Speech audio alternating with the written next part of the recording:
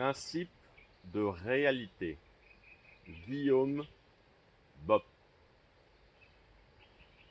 Je croyais voir une cité céleste, de hautes dents grises tendues vers les nuages, tenue au sol par ses gencives vert pâle. Mais je trouve, dans un fer à cheval, qui donne sur un peu d'arbres et d'espace, des maisons en rang, collées à la terre comme toutes les maisons qui se respectent.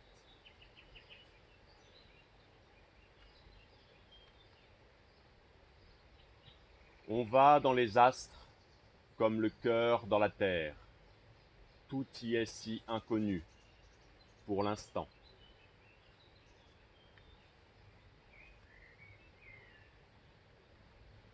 En haut de la colline, je retrouve, perdu dans le vide, dans le ciel et le reste, tous trois aussi pâles, ce soupir familier que poussent tous les animaux.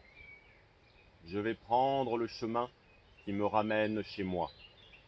En dehors de quelques chiens que j'entends au loin, ne sort plus de danger de la terre pour cette heure. À moi de m'accommoder de la suivante, celle qui viendra me voir quand je serai à la maison.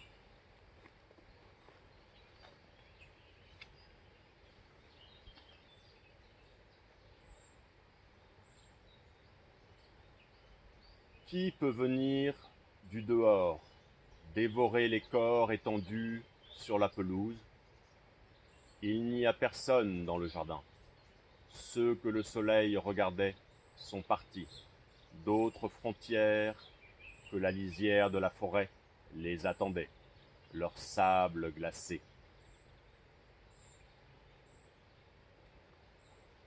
Comme si la terre était entrée pour toujours en scène dans une nuit américaine, sous un ciel bleu tendre où les nuages ont fondu. Depuis les jardins, on me salue, sans bouger ni dire de mots. Dans cette rue pourrait se promener l'éternité.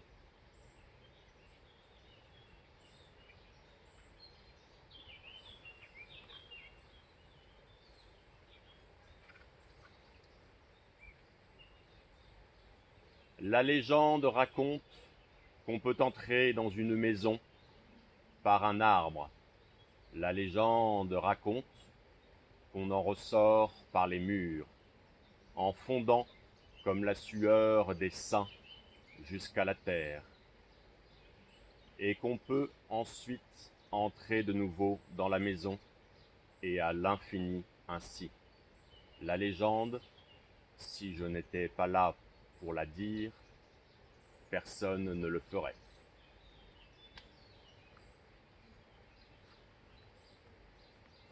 Elle va droit dans le fleuve, elle n'a pas peur de ses épaules, de son sourire, de ses yeux glauques quand il a bu. Elle n'a pas peur de ce monstre, de sa semence, de sa cruauté.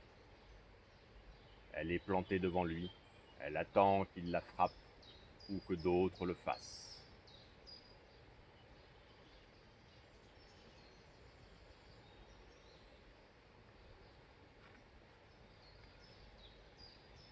C'est parce que le fleuve est proche que je revois les joues de la jungle et la nuit qui tombe là-bas en un temps différent de ceux qu'on m'a appris et montré.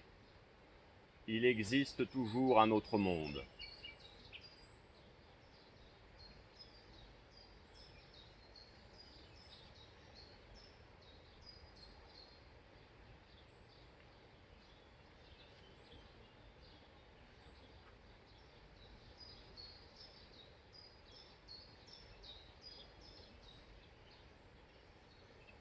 Partout ici régna la forêt, sauf au creux de son lit, le fleuve.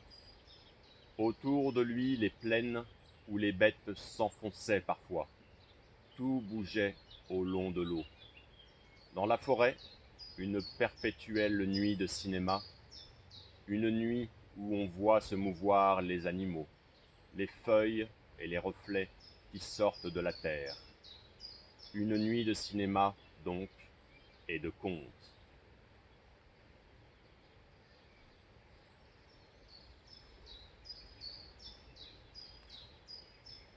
Tout est calme ici, à l'abri, sous contrôle de l'humaine capacité à durer, et dans ces terriers à construire, à empiler des choses grâce auxquelles cracher au visage du démon est infiniment possible. Au visage du démon ou à tout autre, d'ailleurs.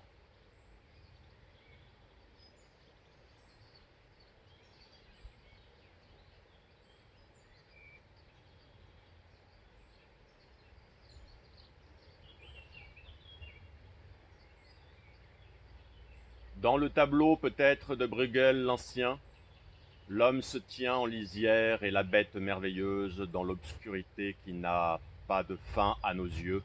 L'homme est en extase. Il va repartir en arrière, accomplir ce qu'il doit. La bête merveilleuse le retranche de son monde.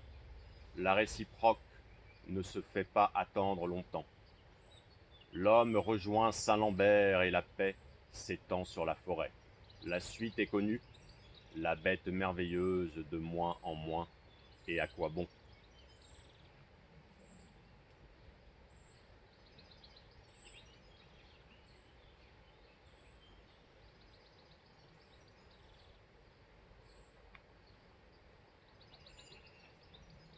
Dans les arbres, la mémoire fait comme revenir.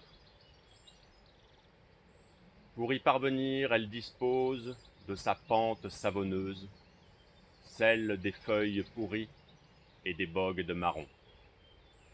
En glissant comme une sorcière, elle retrouve l'air de la ville, ses miroirs, son ciel blanc, qui se disputent le sol. La glace figée, l'écorce et la peau des branches et de ce qui les entoure.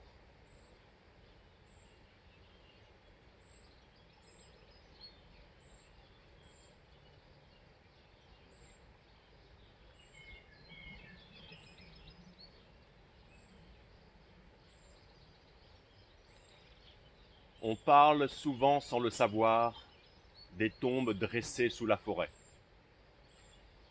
Quand on pose la bouche dans les feuilles, quand on tend ses mains en avant pour, dans le noir, dans la vie morte et le froid, celui de la glaise et des routes enterrées, pour à ce moment ramper dans l'écorce des arbres, connaître vers où regardent les tombes, entre le pensionnat de jeunes filles et les champs qui se noient en eux-mêmes, comme hommes qui courent, mitraillent dans les eaux.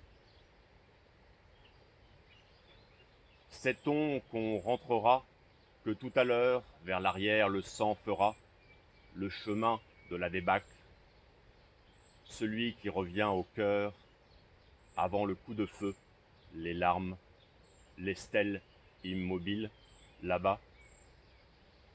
Comment croire le contraire? On parle souvent sans le savoir, et avant de s'égarer, la ville reprend tout.